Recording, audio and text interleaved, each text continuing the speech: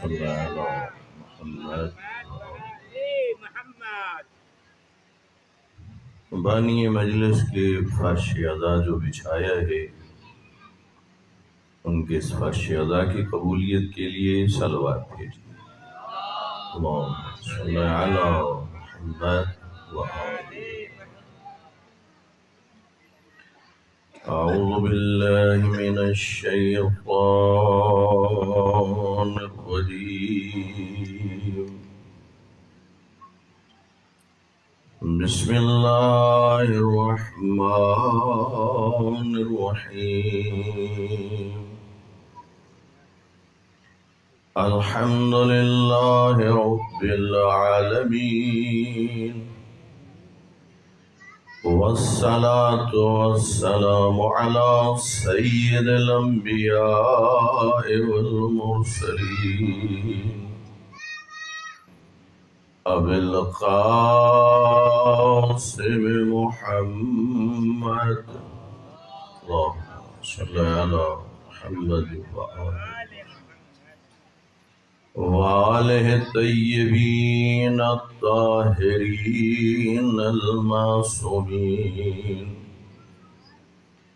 اما بعد فقد قال اللہ تعالی فی کتاب المجید، بسم اللہ الرحمن الرحیم، من قتل نفسا بغیر نفس او فساد فی الارض فکأنما قتل الناس جميعا ومن احیاها فکأنما احیا الناس جميعا، وقال النبي صلى الله عليه وآله وسلم، إن الحسين مصباح الهدى وسفينة النجاة، صلوات اللهم صل على محمد وآله۔ سامعین محترم، اس خمسہ مجالس کے سلسلے میں یہ دوسری مجلس ادا ہے، اور میری کوشش یہ ہے جہاں تک ہو سکے اس کربلا کو آپ کی خدمت میں عرض کروں جو معصوم نے تخلیق کی تھی، اس لیے کہ آپ حضرات جانتے ہیں دودھ ہے، جب دودھ خالص ہوتا ہے تو اس کا اثر کچھ اور ہوتا ہے، اور اگر خالص دودھ میں ملاوٹ ہو جائے تو اس کا اثر وہ نہیں رہتا۔ اور پوری دنیا میں جہاں کہیں بھی، چاہے کسی چھوٹے علاقے میں، کسی دیہات میں، کسی شہر میں، کسی ملک میں، جہاں بھی امام حسین کی خالص کربلا بیان ہوئی ہے تو اس علاقے کے نتائج ہی بہت اچھے ہیں۔ توجہ فرما رہے ہیں؟ اللہ رب العزت اپنی مقدس کتاب میں ارشاد فرما رہا ہے، من قتل نفسا بغیر نفس او فساد فی الارض، دو گناہوں کا تذکرہ، دو بڑے جرائم کا تذکرہ ہے۔ جو کسی بے گناہ انسان کو قتل کرے یا اللہ کی زمین پر فساد پھیلائے،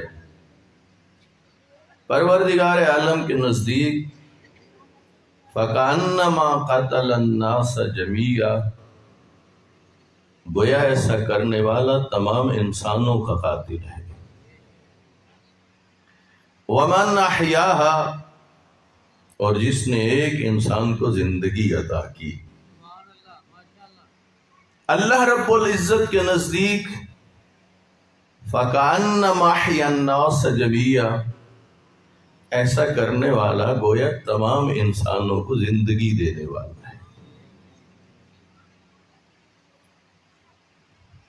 کل جو گفتگو ہوئی اس کا ایک دو منٹ میں خلاصہ تاکہ سب حضرات مربوط ہو جائیں۔ کل میں نے عرض کیا تھا کہ یہ جو لفظ قتل ہے عربی اور اردو میں دونوں زبانوں میں استعمال ہوا، اور فارسی زبان میں قتل کی جگہ لفظ کشتن استعمال ہوا، اور لفظ کشتن سے پھر ہماری اردو زبان میں 3 لفظ استعمال ہوئے: خود کشی، شخص کشی اور شخصیت کشی۔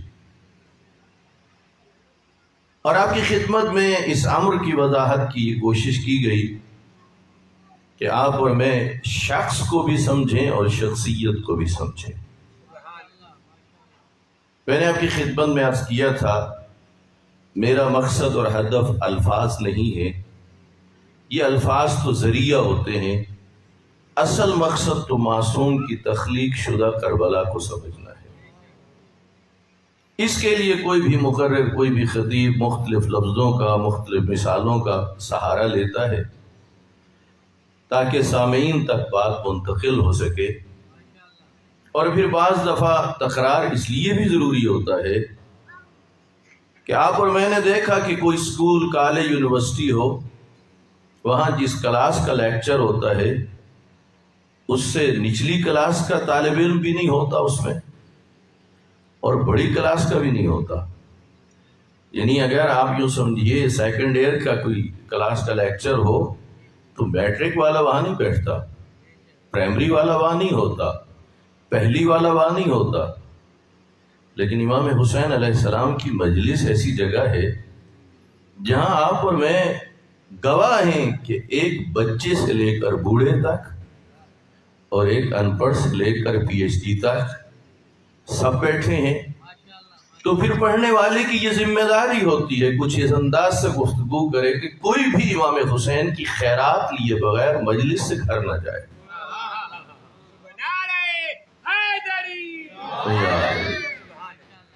تو جو فرما رہے ہیں، یہ جو وجود آپ دیکھ رہے ہیں اسے کہتے ہیں شخص، اور اس کا خالق کون ہے؟ اللہ۔ اس کے اندر جو کردار ہے اسے کہتے ہیں شخصیت، یا اب یوں کہیے کہ یہ ہے انسان، اور جو اندر کردار ہے اسے انسانیت کہتے ہیں۔ شخص کا خالق تو اللہ ہے، لیکن شخصیت کا خالق اللہ نہیں ہے، وہ خود انسان ہے۔ 2 لفظ عموماً استعمال ہوتے ہیں، ایک ہے صورت، ایک ہے سیرت۔ صورت وہ بناتا ہے اپنی مرضی سے، سیرت ذمہ لگ جاتی ہے اس کے کہ وہ خود چاہے، اور سیرت بنانے کے لیے اللہ رب العزت نے اپنے معصوم نمائندے بھیجے، آسمانی کتابیں بھیجی۔ یہ سارا سلسلہ ہے کہ جس سے انسان ایک اچھی سیرت اپنا سکتا ہے۔ لیکن پروردگار عالم کا چونکہ ارادہ یہ ہے کہ اللہ نے امتحان لینا ہے، تو پھر دوسری طرف سے شیطان بھی ہے جس کا کام انسان کو گمراہ کرنا ہے۔ اب انسان کو آزاد چھوڑ دیا گیا ہے، نہ تو شیطان کو یہ اختیار ہے کہ وہ کسی کو زبردستی پکڑ کے کسی جرم کی طرف لے کے جائے، اور نہ دوسری طرف سے جو رہنمائی کی اور ہدایت کے ذرائع ہیں اس حوالے سے بھی لا اکراہ فی الدین۔ بلکہ صورتحال تو کچھ یوں ہے کہ اللہ یہ چاہتا ہے کہ لوگ جب لا الہ الا اللہ پڑھیں تو جبر کی صورت میں نہیں، محمد رسول اللہ پڑھیں تو جبر کی صورت میں نہیں، علی ولی اللہ پڑھیں تو جبر کی صورت میں نہیں۔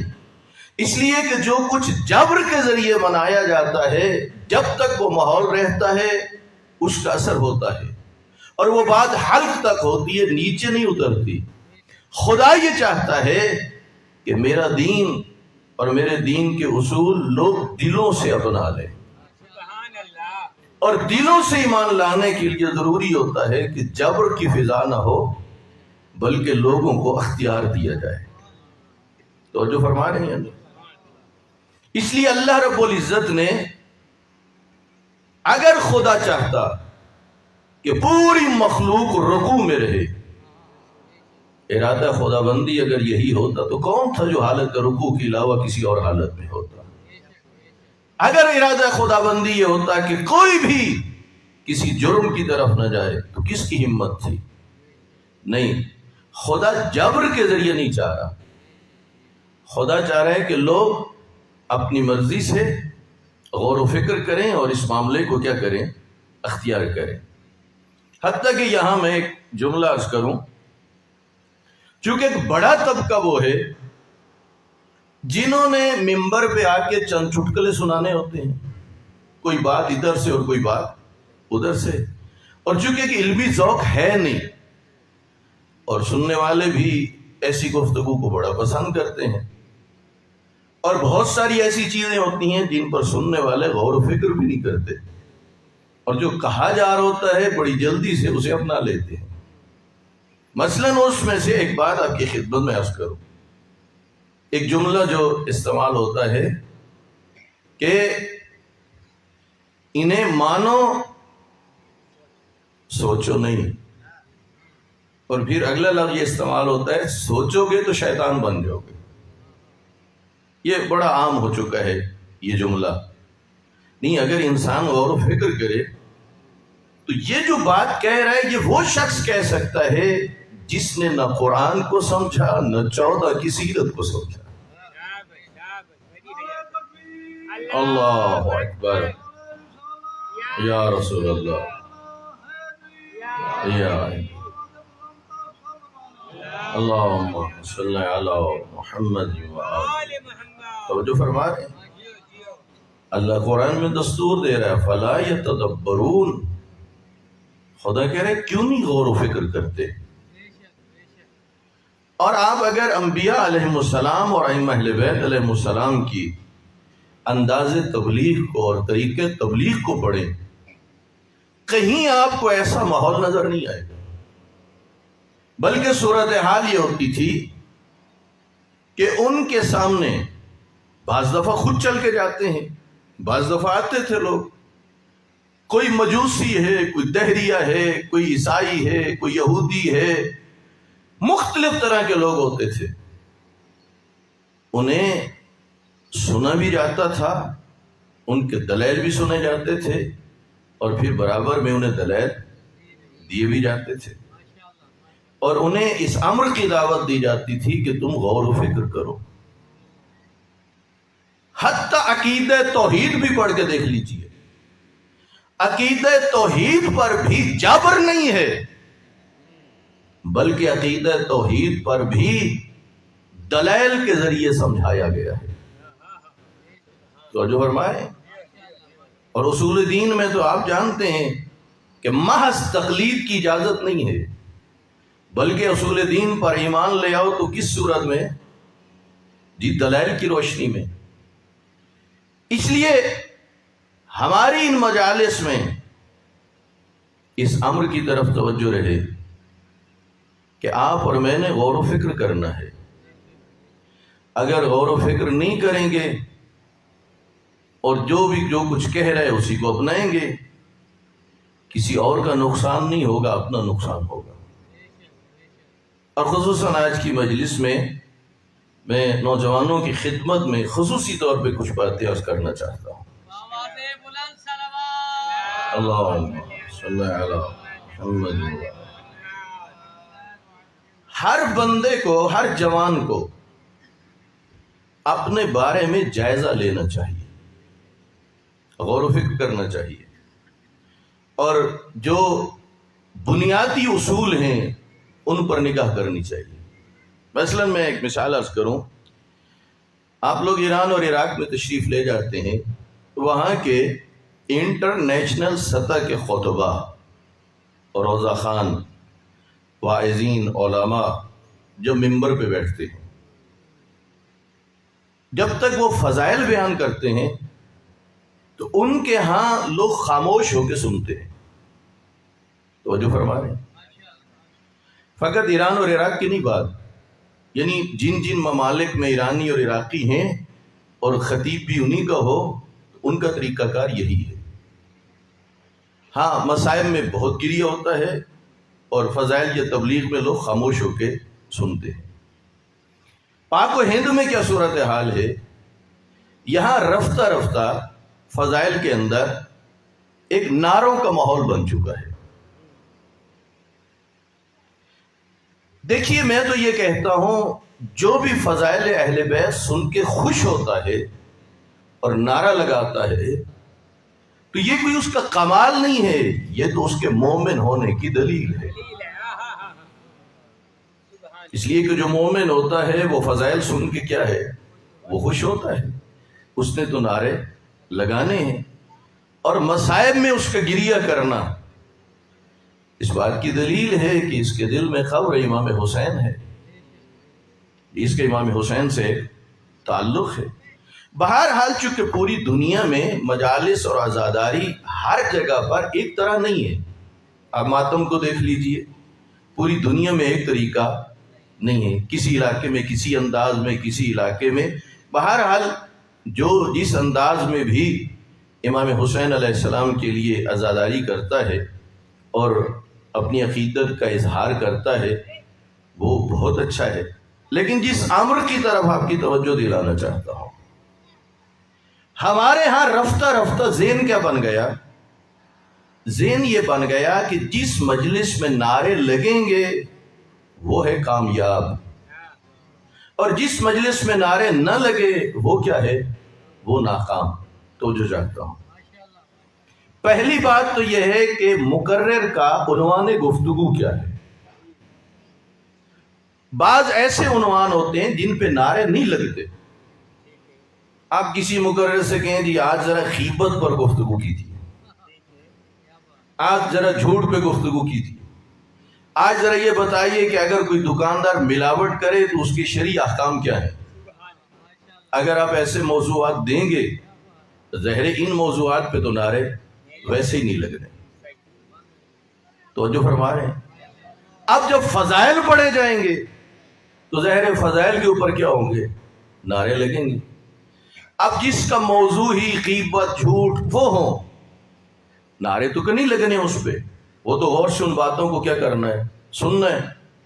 اب جنہوں نے ذہن بنا لیا نا کہ مجلس کی قبولیت کا معیار ہے نعرے، تو یقیناً ان کے نزدیک وہ مجلس کامیاب نہیں۔ بولیے نا تھوڑا تھوڑا، توجہ فرما رہے ہیں۔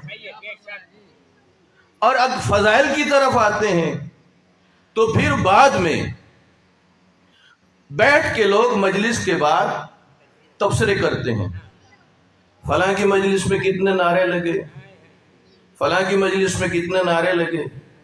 اب وہ کہتا نہیں، اس نے جو پڑھا تھا نا لوگ بیٹھ کے نعرے لگا رہے تھے، فلاں نے پڑھا تو کھڑے ہو گئے۔ اب ذہن کیا بن گیا کہ وہ مجلس تھوڑی کامیاب ہے اور وہ کیا ہے، وہ بڑی کامیاب ہے۔ توجہ فرما رہے ہیں نہیں؟ دیکھیے غور و فکر کرنا ہے۔ یاد رکھیے یہ مجالس، یہ عزاداری، یہ ہے ذریعہ، مقصد ہے امام حسین کے مشن اور مقصد کو زندہ رکھنا۔ اور فرما رہے ہیں یا نہیں؟ اب رفتہ رفتہ کیا ہوا، ایک بڑا طبقہ انہوں نے جھوٹ کے موضوع پر گفتگو نہیں کرنی، انہوں نے غیبت کے موضوع پر گفتگو نہیں کرنی، توجہ فرما رہے ہیں۔ انہوں نے نماز کے موضوع پر گفتگو، انہیں پتہ ہے نعرے لگیں گے نہیں، میں پڑھ کے چلا جاؤں گا، پیچھے جب تبصرے ہوں گے تو میرے بارے میں لکھا جائے گا کہ یہ پڑھ کے مجلس فیل، اور آئندہ تو مجھے دعوتیں نہیں ملیں گی اور میرے اوپر پڑ جائے گا برا اثر۔ نہیں، یاد رکھ لیجئے مقرر کو ان باتوں کو چھوڑ کے حق بیان کر کے خدا پر بھروسہ کرنا چاہیے۔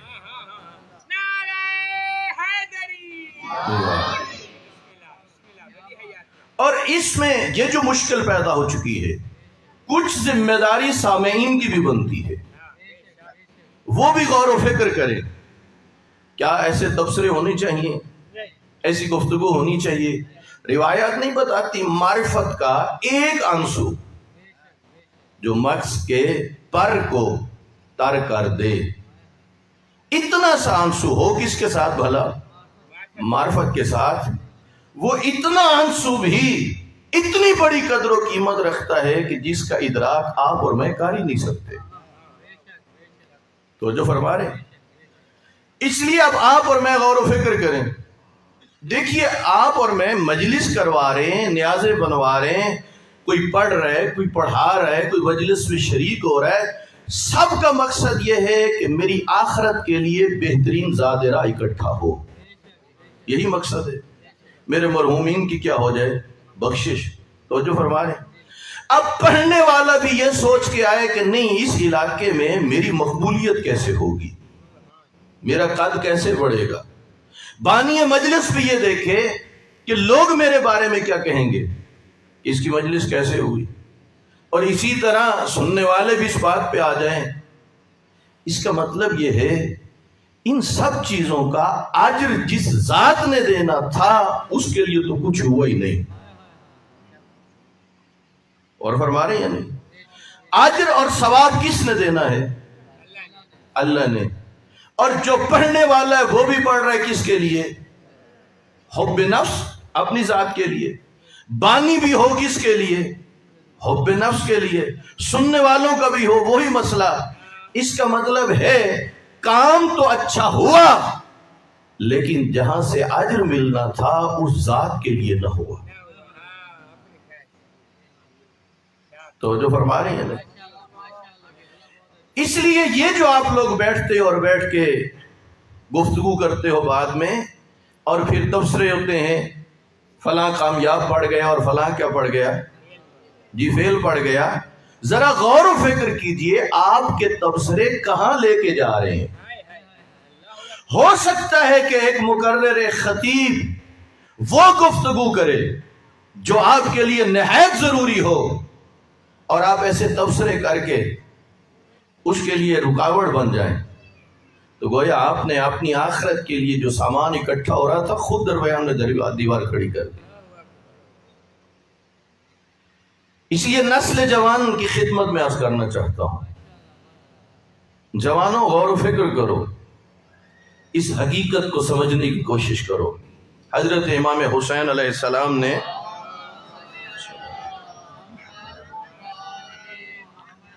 مولا نے ارشاد فرمایا، ما افلح قوم اشتروا مرضات المخلوق بسخط الخالق. یہ امام حسین علیہ السلام کا فرمان ہے. فرمایا وہ قوم کبھی کامیاب نہیں ہو سکتی جو خالق کو ناراض کر دے اور مخلوق کو کیا کرے، راضی کرے. کتنے ایسے پڑھنے والے ہیں، سننے والے بڑی عجیب عجیب فرمائشیں کرتے ہیں اور وہ بھی ان کی خوشنودی کے لیے ان فرمائشوں کو پورا کرتے ہیں. اب یہ کوئی ڈھکی چھپی باتیں نہیں ہیں. بات شروع ہوتی ہے ولایت سے اور پہنچ جاتی ہے شرک تک. بات شروع ہوتی ہے فضائل سے اور پہنچ جاتی ہے غلو تک. اور نیچے سے لوگ کھڑے ہو کے کیا کر رہے ہیں، نعرے لگا رہے ہیں، داد دے رہے ہیں اور نہیں سوچ رہے کہ پڑھنے والا ہمارا فائدہ کر رہا ہے یا ہمارا کیا کر رہا ہے. اور پھر یہ کہتے ہیں نعرہ مارت بیڑا پار. غور کیا کر، یہ بیڑا پار نہیں کر رہے، یہ بیڑا برباد کر رہے. تو جو فرما رہے ہیں بالآخر آپ اور میں نے اس دنیا کو چھوڑنا ہے. چھوڑنا یا نہیں چھوڑنا؟ کب تک رہیں گے؟ کتنے جنازے اپنے ہاتھوں سے اٹھا چکے ہیں. اس حقیقت کو سمجھنے کی کوشش کیجئے. کوئی بھی عبادت اس وقت تک اس کا اجر نہیں مل سکتا جب تک عبادت شرائط کے تحت نہ ہو اور خوشنودی پروردگار کے لیے نہ ہو. یہ دونوں چیزوں کا ہونا کیا ہے، یہ ضروری ہے. تو امام حسین علیہ السلام کیا دستور دے رہے ہیں، کوئی قوم بھی کب تک کامیاب نہیں ہو سکتی جب تک اللہ کو راضی، اور جس نے خالق کو کر دیا ناراض اور مخلوق کو کرتی رہی خوش، وہ کامیاب ہوگی. اب یہاں ذرا سمجھیے، جس نے اپنی گفتگو میں شرک بیان کیا، لوگوں نے کھڑے ہو کے داد دی، یہ وہ پڑھنے والا ہے جو مخلوق کو خوش کر کے جا رہا ہے، خالق کو ناراض کر کے جا رہا ہے۔ ایسا ہے یا نہیں؟ اگر بانی مجلس بھی یہی چاہتا ہے تو بانی مجلس بھی کیا کر رہا ہے؟ وہ مخلوق کو خوش کر رہا ہے اور خالق کو کیا کر رہا ہے؟ بعض دفعہ سامعین میں سے رک کے بھیجتے ہیں، اور اگر ان کی بھی یہی چاہت ہو، اس لیے میری تو کوشش ہوتی میں جہاں بھی جاؤں، جو آپ کی حق فرمائش ہوتی ہے، جو آپ کی حق خواہش ہوتی ہے، سر آنکھوں پر بیان کرتے ہیں، لیکن عادت کچھ یوں پڑ چکی ہے، آپ کی فرمائش سے زیادہ آپ کی ضرورت کا خیال رکھتا ہوں۔ اللہم صلی علی محمد توجہ فرما رہے ہیں۔ اس لیے نسل جو نوجوان کو غور و فکر کرنا چاہیے۔ اس جبانیان مجالس، اس مجلس میں تشریف فرما ہو، یاد رکھیے جو آپ کا مقصد ہے کہ ہمارے مرحومین کو ثواب پہنچے، جو آپ کا مقصد ہے کہ خدا بند عالم ہمارے رزق میں اضافہ فرمائے، خدا رزق حلال عطا فرمائے، خدا مصیبتوں سے دور فرمائے، خدا وقت موت خدا لطف فرمائے، یہ جو آپ کی آرزویں ہیں، ان کے لیے دو باتوں کا ہمیشہ خیال رکھنا: ایک شرائط عبادت کو پورا رکھنا، دوسرا خوشنودی خدا کو سامنے رکھنا۔ یہ اگر دو چیزیں ہو گئی نا، اور بھلا نہ بھی دنیا میں لوگ راضی ہوئے، پریشان ہونے کی ضرورت نہیں ہے، ٹینشن نہ لیں۔ آپ کو کیا ہے نا جی، آپ کی مجلس قبول نہیں تھی، اور بعض جگہ ہوتا ہے، بعض بانیان کو کہتے ہیں جی آپ کی مجلس میں نعرے چکے نہیں لگے، اس لیے آپ کی مجلس منظوری والی، وہ بیچارہ پریشان ہوتا ہے۔ تو جو فرما رہے ہیں نہیں، پریشانوں کی ضرورت نہیں ہے، جس کے لیے کر رہے ہو نا، فقط یہ دیکھو اسے راضی کر سکا ہوں یا نہیں۔ اللہ اکبر،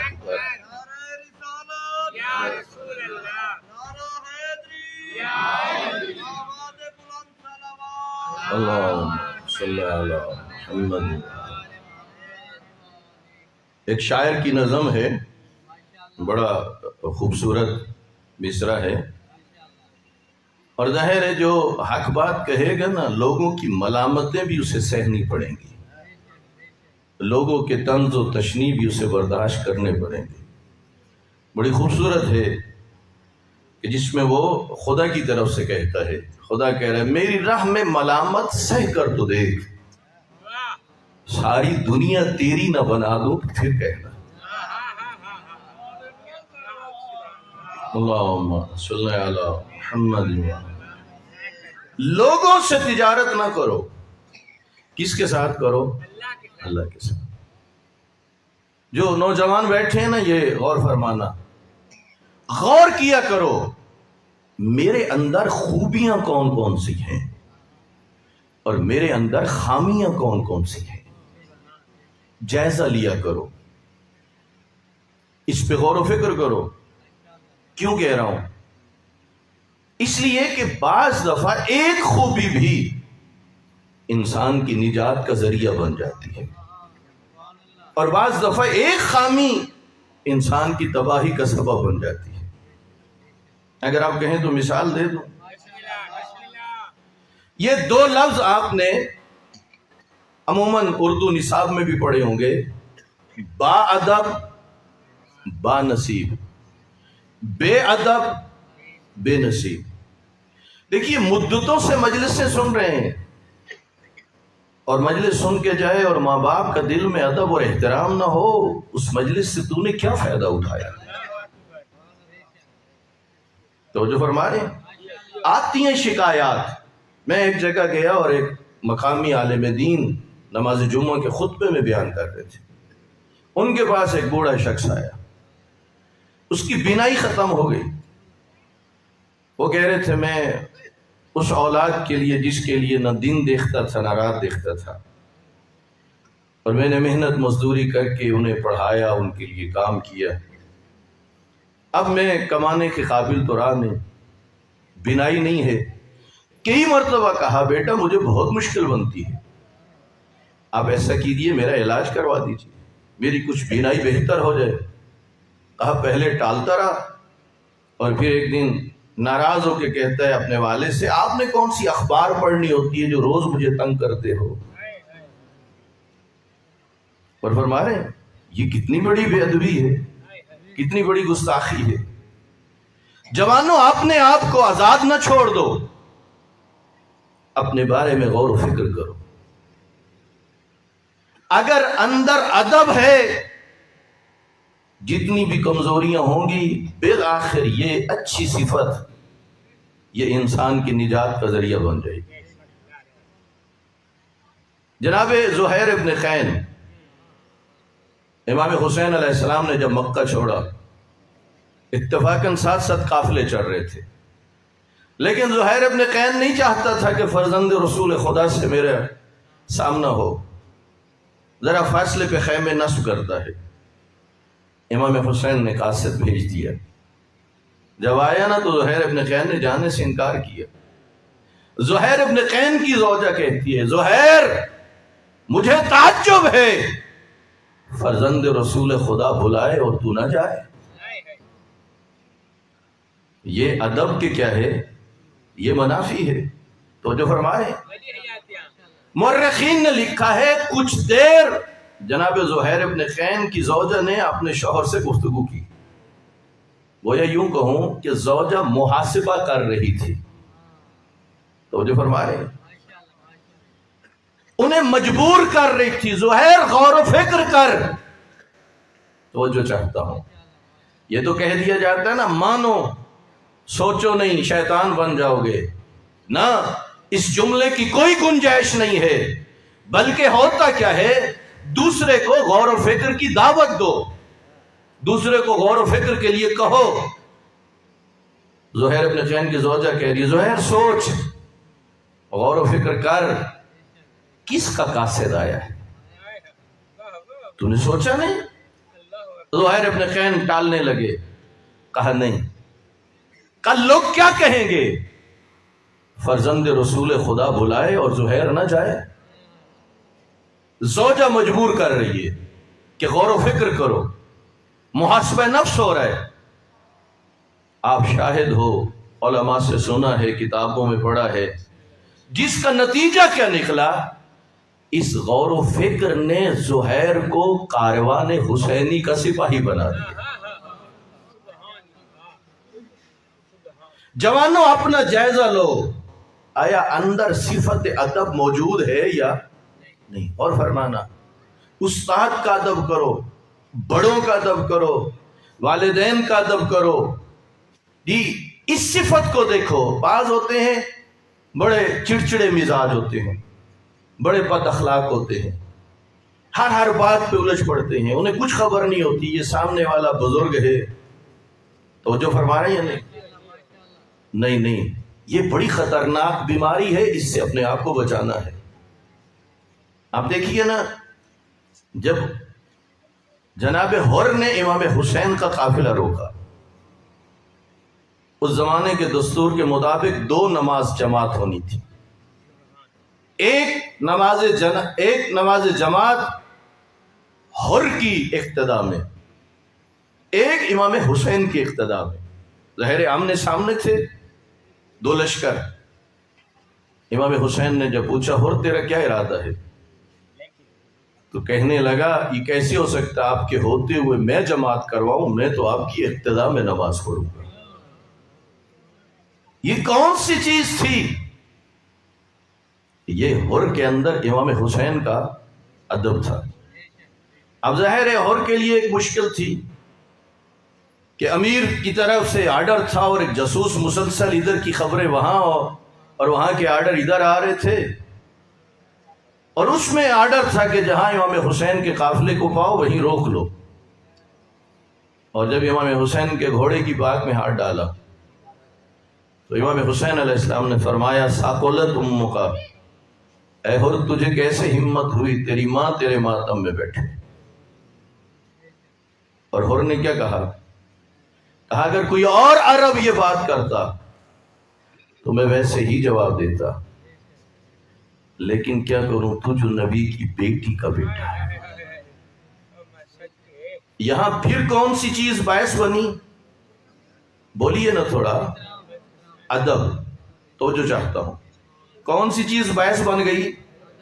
کہہ رہا ہوں غور و فکر کرو، آپ نے اپنا جائزہ لو، بلکہ کاپی اور قلم اٹھا کے سامنے رکھو، لکھو جو تجھے اپنے اندر خوبیاں نظر آتی ہیں ان کو علیحدہ لکھو، جو اپنے اندر خامیاں نظر آتی ہیں جوانوں ان کو علیحدہ لکھو، اس میں شرم محسوس نہ کرو، بالآخر مرنا ہے، اس جہان کو چھوڑنا ہے، اور وہاں پر کامیابی کے اصول کچھ اور ہیں۔ اب ذرا غور کیجیے، عاشور کی صبح ہر لشکر یزید کو چھوڑ رہے ہیں اور امام حسین کے لشکر میں شامل ہو رہے ہیں۔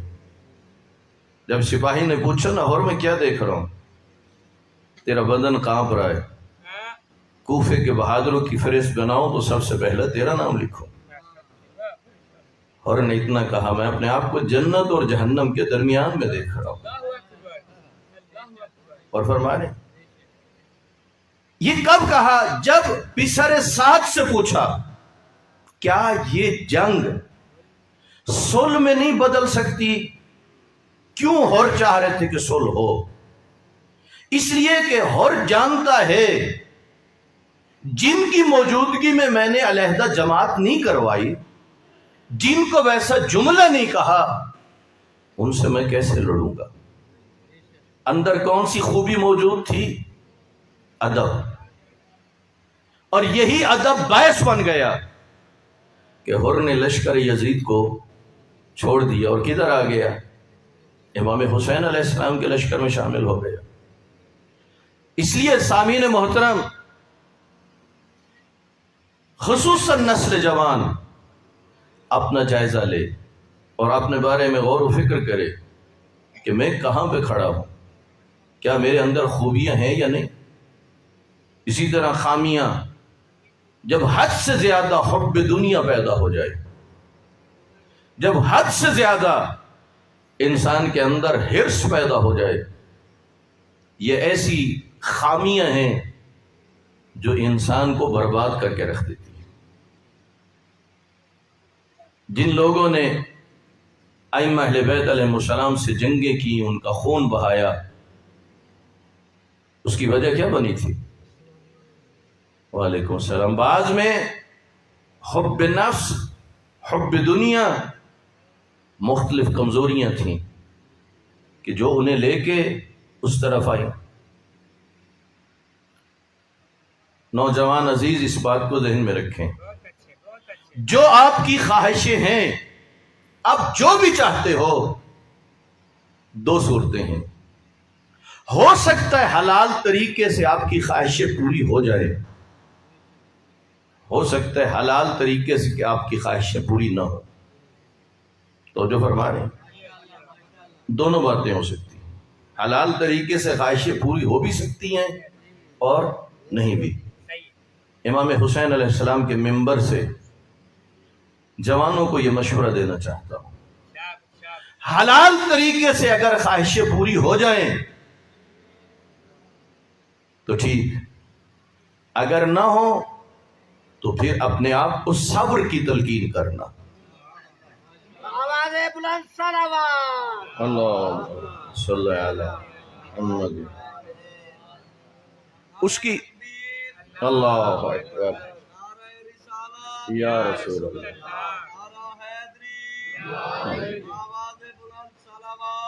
اللہ صلی علی محمد۔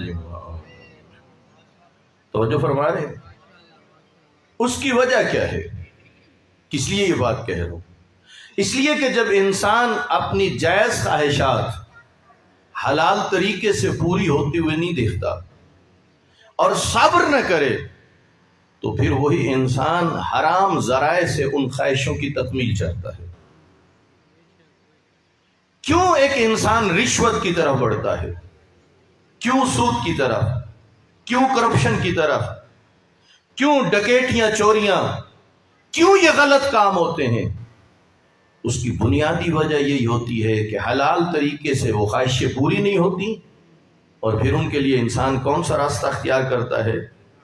حرام راستہ اختیار کرتا ہے، اور جس کے نتیجے میں اپنی زندگی کیا ہے؟ وہ خراب کر بیٹھتا ہے۔ ایک شخص حضرت امام جعفر صادق علیہ السلام کی خدمت میں، مولا کی خدمت میں آیا، آ کے کہا مولا میں ایک خاص عہدے پر تھا اور میں نے بڑی دولت اکٹھی کی، کیا میرے مولا میرے لیے بھی کوئی بخشش کا راستہ ہے؟ جائز ناجائز ذرائع سے مال اکٹھا کیا۔ روایت میں امام نے کچھ توقف فرمایا، اس کے بعد فرمایا ایک کام کی ضمانت دیتے ہو؟ اگر تم ضمانت دیتے ہو تو تمہاری جنت کی ضمانت میں دیتا ہوں۔ کہا مولا فرمایا بلند صلوات اللہم صلی علی محمد، توجہ فرما رہے ہیں؟ کہا بتائیں۔ امام نے فرمایا تو نے جو کچھ غلط ذریعے سے اکٹھا کیا، جو ان کے وارث مالکان موجود ہیں وہ ان تک پہنچا دو، جو دنیا سے جا چکے ہیں ان کی طرف سے راہ خدا میں صدقہ دے دو، تو میں تمہاری جنت کا ضامن بن جاتا ہوں۔ یہاں کیا ہو رہا ہے؟ کوئی کچھ کر رہا ہے، اس کو محض نعرے کے بدلے میں جنت فروخت کی جا رہی ہے۔ یہ ایک بڑا دھوکہ دیا جا رہا ہے۔ نہیں، غور و فکر کیجیے ان معاملات میں۔ جناب بہلول، یہ رنگ جو انہوں نے دیوانگی کا رنگ اختیار کیا اور پھٹے پرانے کپڑے پہن لیے، اس کی دو وجہ میں نے پڑھی۔ ایک وجہ آپ کی خدمت میں عرض کرنا چاہتا ہوں۔ ہمارے ہاں پتہ کیا ہوتا ہے؟ ہمارے ہاں یہ ہوتا ہے، کوشش کی جاتی ہے کوئی بڑا عہدہ مل جائے، کوئی بڑا منصب مل جائے، اور اس کے لیے بڑی تگ و دو، بڑی کوشش، مختلف راستے اختیار کیے جاتے ہیں۔ آئیں ذرا سنیے کہ جناب بہلول نے کیا کیا۔ عباسی خلیفہ ہارون رشید، اس نے بہلول سے کہا میں چاہتا ہوں کہ منصب قضاوت تیرے سپرد کروں۔ اس وقت تک انہوں نے دیوانگی کا رنگ نہیں اختیار کیا تھا۔ جب یہی بات کی نا، آپ بڑا عہدہ انہیں مل رہا تھا اور کہا کہ میں تجھے اس منصب کے قابل سمجھتا ہوں، بہلول نے فوراً کہا نہیں، میں اس قابل نہیں ہوں کہ یہ ذمہ داری اٹھا سکوں۔ ہارون رشید نے کہا تو جھوٹ بولتا ہے۔ بہلول نے فوراً کہا اگر میں جھوٹ بولتا ہوں تو ایک جھوٹے کو منصب قضاوت پہ بٹھاتا کیوں ہے، اور اگر میں سچ کہہ رہا ہوں تو پھر میری بات مان لے۔ اس نے کہا تجھے یہ منصب اختیار۔ اب دیکھیے، آپ شروع سے لے کر آج تک کبھی یہ ہوتا ہے کہ جو اوپر کسی کے اوپر جو افسر ہے وہ بعض دفعہ اپنے متاحت سے ناجائز کام بھی لیتا ہے۔ کتنے بادشاہوں نے اپنی طرف سے مورخین سے تاریخیں لکھوا ڈالی، اپنی مرضی کے ان سے فتوے لے لیے قاضیوں سے۔ یہ ہوا یا نہیں ہوا؟ یہ سلسلہ چلتا رہا۔ اب کیا وجہ ہے؟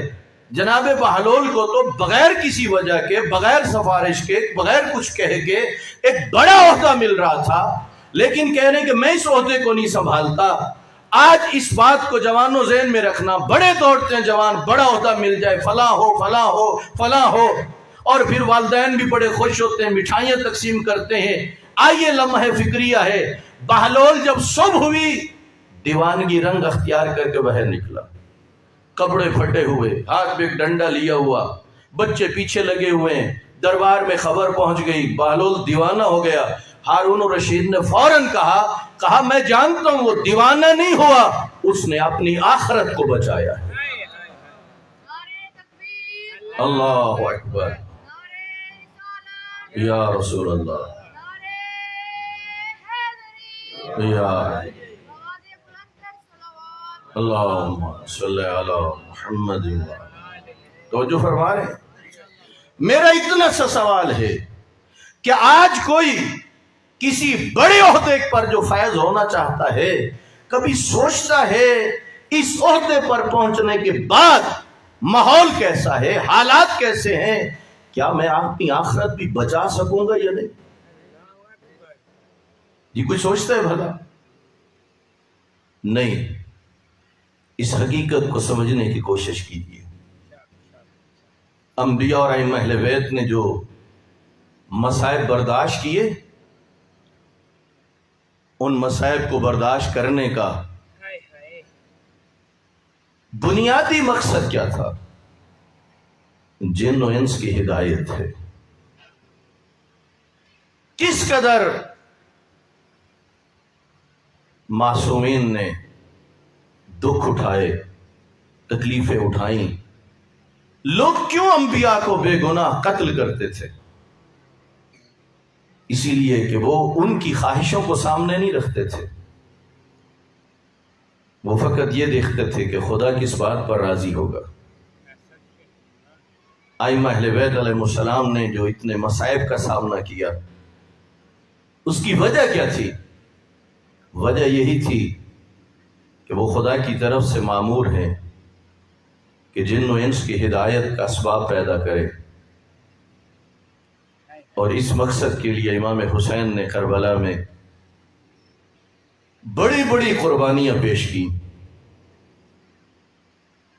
جب امام مظلوم کربلا کی شہادت ہوئی، دو بڑی مصیبتوں کا سامنا نبی زادیوں کو کرنا پڑ گیا۔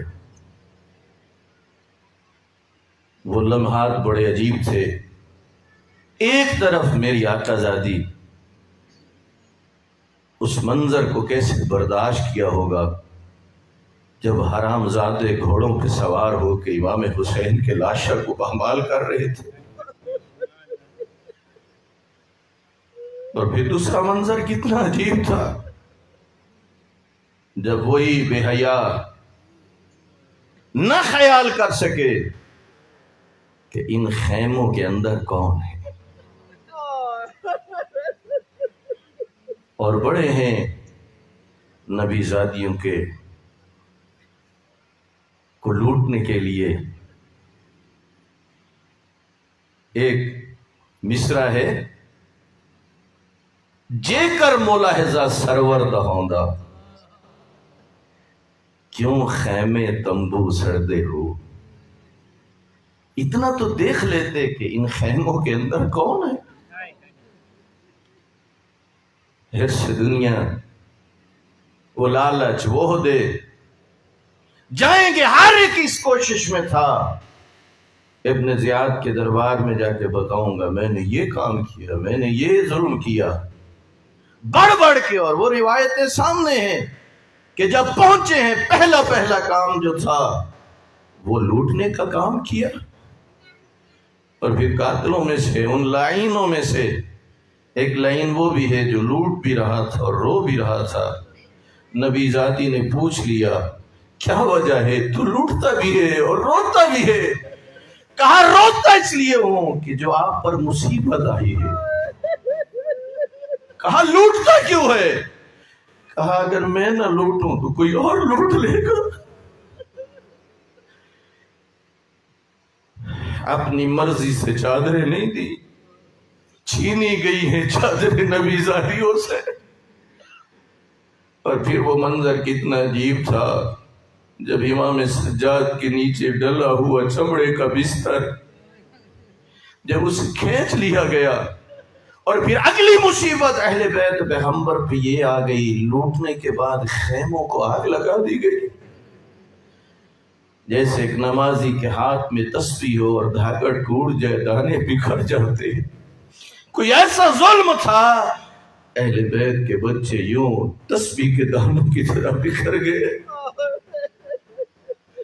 اور وہ ظالم ان بچوں کے پیچھے بھی اپنے گھوڑے دوڑا رہے تھے۔ یہی وجہ ہے کہ شام غریبہ میری آقا زادی اپنی بہن کو جب لے کے چلے گئی، اور عجیب منظر تھے. بعض بچوں کے پاس پہنچتی نبض پہ ہاتھ رکھتی تھی تو یہی کہتی تھی اِنَّ لِلَّهِ وَإِنَّا إِلَيْهِ راجعون.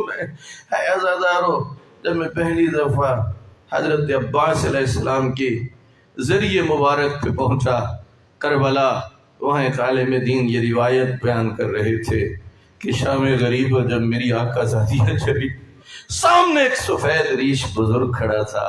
پوچھ لیا یا شیخ حل رأیت صبیہ، کہ تو نے یہاں ایک بچی کو دیکھا ہے؟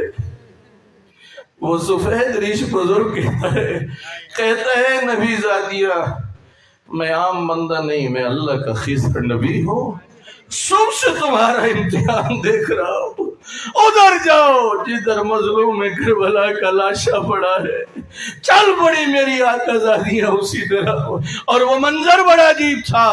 ایک طرف امام حسین کا سر نو کے نیزے پہ قرآن پڑھتا ہے، دوسری طرح اسے کڑی ہوئی رگوں سے بھی آواز آتی ہے.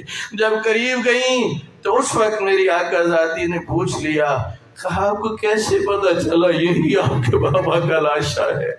کہا پھوپھی اماں جب بدماش خیموں میں داخل ہو گئے اور لوٹنا شروع کیا، میری چادر چھن گئی، گوشوارے چھن گئے، کانوں سے لہو بہ رہا تھا، میں بابا بابا کہہ کے آ رہی تھی، یہیں سے آواز آئی تھی الیہ الیہ، آ میری بیٹی، آ میری بیٹی.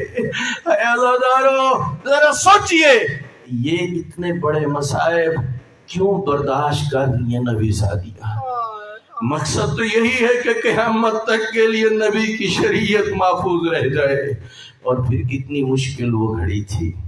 گزر گئی یہ شب، آ گیا 11 محرم کا دن. علامہ سید علی نقل وہ فرمایا کرتے تھے جب یہ قافلہ مدینے سے چلا، اس کا سالار مرد جس کا نام حسین ابن علی، اس وقت نوجوان سپاہی بھی تھے، ماؤں کی گودیں بھی آباد تھیں، بہنوں کے بھائی بھی تھے. لیکن فرماتے ہیں جب یہ قافلہ کربلا سے چلنے لگا، اس کا انداز کچھ بدل چکا تھا. اس میں اب یا بیوہ عورتیں تھیں یا یتیم بچے تھے. ایک امام سجاد، اور پھر کتنی ذمہ داریاں ہیں جو شریعت الحسین بی بی کو اٹھانی پڑ گئی. اور پھر وہ پہلی منزل جو آئی وہ وہی تھی جب میری آقا زادی حضرت عباس کی طرح اونٹ کی پشت سے زمین پہ آئی. ہاتھ تو تھے مگر رسن وسطہ تھے، اور بے ساختہ ہو کے کہنے لگیں انت اخی حسین، کیا میرا بھائی حسین تو ہے؟ کیا میرا ماں جایا حسین تو ہے؟ اور پھر رخ ہو گیا مدینہ کی طرف اور کہنے لگی یا جدہ، او نانا آج دیکھ تو صحیح، ملائکہ آپ پر درود بھیجتے ہیں. وَهَذَا حُسَيْنٌ مُرَمَّلٌ بِالدِّمَاءِ وَمُقَتَّلْ هَذَا، دیکھنا تیرا حسین بدن کے ٹکڑے ہو چکے ہیں، خون خاک میں مل چکا ہے. اے عزادارو، بی بی جب یہ مسیح کہہ رہی تھی، ایک نگاہ پڑ گئی امام سجاد کے چہرے پہ. امام سجاد کے چہرے کی رنگت بدل چکی تھی، اور اس وقت کہنا پڑ گیا سجاد بیٹا اس لٹے ہوئے قافلے کا تو سالار ہے، اگر تجھے کچھ ہو گیا تو اگلی منزلیں کیسے طے ہوں گی؟ اسی لیے بزرگ علماء فرماتے ہیں جو ظاہری زندگی کے امکانات تھے وہ تو ختم ہو چکے تھے، لیکن نہیں، ایک ذمہ داری تھی جس کی وجہ سے علی کی بیٹی ہمت باندھ کے یہ سفر کر رہی تھی. اور امام سجاد نے بھی وضاحت کر دی، کہا پھوپھی اماں کیا کروں، کوئی ایسا کائنات میں بے بس بیٹا ہوگا جس کے سامنے بابا کا لاشا پڑا ہو اور وہ اپنے بابا کو کفن بھی نہ دے سکتا ہو. اے عزادارو، یہاں پر ایک عجیب روایت ہے. اتنے میں وہ بچی جو امام حسین کے سینے پہ سوتی ہے، وہ بچی امام حسین سے لپٹ گئی. رات کا آنا کچھ اور تھا، 11 محرم کو آنا کچھ اور ہے. اس لیے عرض کر رہا ہوں کہ بی بی اپنے بابا سے جب لپٹی ہے نا، اور اس کے بعد روایت کچھ یوں سمجھاتی ہے، روتے روتے بیوی کی آنکھ لگ گئی، کٹی ہوئی رگوں سے آواز آ رہی تھی، بیٹی جب جانا نا تو میرے شیعوں کو میرے کچھ پیغام پہنچا دینا۔ ان میں سے ایک یہ، انہیں جا کے کہنا، یا شیعتی، اے میرے شیعو، جب بھی ٹھنڈا پانی پینا میری پیاس کو یاد کرنا، اور سمیتم بغریب و شہید فاندبونی، اور جب کسی شہید یا غریب کا تذکرہ سننا تو میرے اوپر گریہ کرنا۔ حضرت عباس کی شہادت پر امام حسین فرما رہے تھے، میری کمر ٹوٹ گئی۔